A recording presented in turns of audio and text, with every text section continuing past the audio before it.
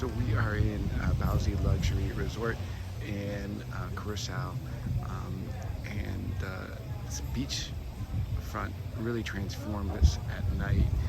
They have two different restaurants here.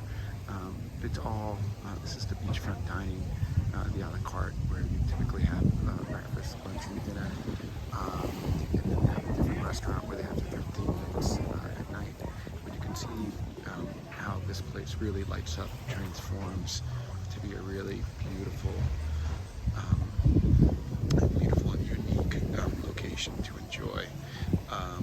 Kind of just as a view on the right hand side over there, those are the beachfront one bedroom oceanfront villas.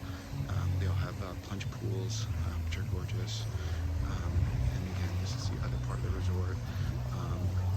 Back over there to where I'm pointing, that's where the garden view, the different villas are, the 3-bedroom shared pool. So this is how it lights up. It's very unique.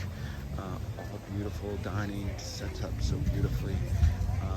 And you know, during the day you have all of these little nooks and crannies to be able to sit, have a cocktail, read a book.